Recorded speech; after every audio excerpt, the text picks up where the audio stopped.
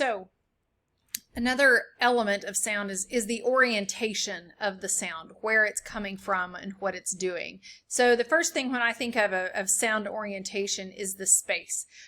So, I'd mentioned Steven Spielberg in the previous lesson. He is really well known for the quality of the sound in his films. And so the bottom photo there is of the movie Saving Private Ryan.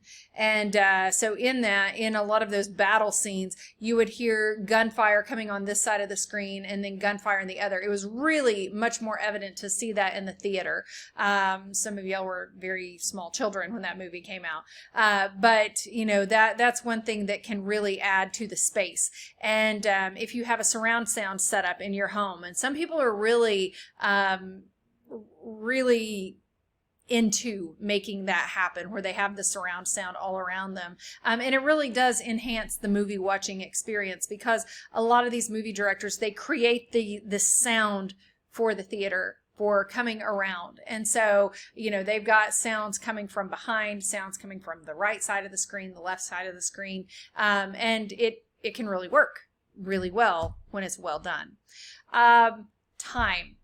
Time of day sounds, time of year sounds. So if I have a cardinal in my neighborhood, and he or she or they, I think there's several of them, they're only there in the summertime. So they show up early April, and they leave probably about now, maybe even in August at some point. So they're a summertime visitor. So if I were to drop in cardinal sounds when I'm publishing video of my kid trick-or-treating, if somebody really truly knew the birds of Lubbock, Texas, they might be able to say, no, she dropped that sound in there. That does not naturally occur. Now, some people are that picky, and I'm going to go back to Ken Burns. They drop in bird sounds, and he said that somebody did contact him to say, hey, you dropped in the sound of a mockingbird, and for the piece of video that you had, a mockingbird would not be that far north in America.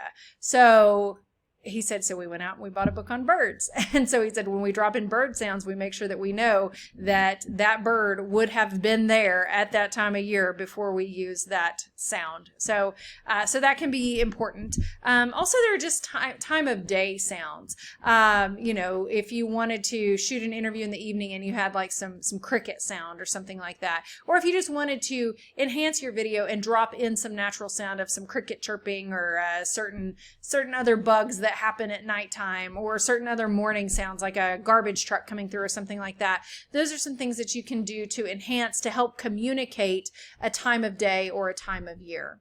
Situational sound, that can communicate intensity. It can communicate the situation. So here we have a video of a grass fire. So, sometimes we can see, it's called predictive sound.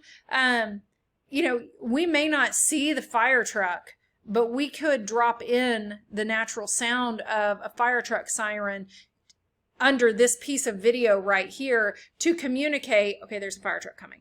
So that's something that you can do. And it also helps communicate intensity.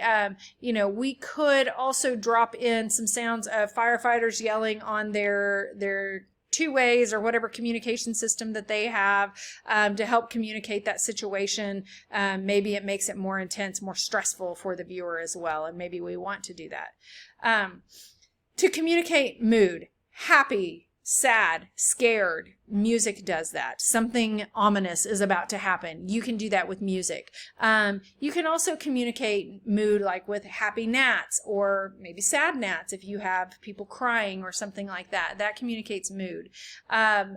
This picture in here is a screenshot of the movie First Man, and it's about Neil Armstrong and the first man on the moon. And in that film, they used very still, quiet several times because space is a vacuum. There is no sound in space. So they communicated that by not having any sound at all in many of the scenes. So I thought that was a really good, neat use of sound, or no sound there. Energy, you can communicate energy a lot.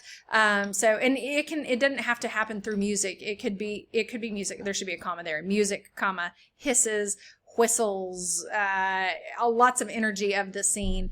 Sound effects to a point. If you don't want it to be cartoony, be careful with how many sound effects you put in. And, you know, by sound effects, it could also be birds or cars coming by or kids on a playground. Like sometimes you may not have captured good sound effects on that, so maybe you need to go purchase some of those or use a free download. In a lot of like law television shows, legal crime stuff, it's like a low frequency thump, boom, boom, boom. So that's something that can communicate some energy. Ken Burns again, that's him conducting an interview.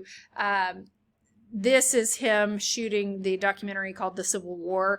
And in that one, he used a lot of old-timey hymns that were just played on a piano, real simple music, but, you know, just like sad songs, like Nearer My God to Thee. Like that's a really somber, sad sounding hymn. And so when they were talking about something really sad or depressing sounding, they would use like a really sad hymn. And you know, and that whole situation was sad, so they used a lot of that. They used a lot of the African American spirituals, the enslaved people spirituals. They used a lot of that to just add to that sad, slow energy of the time.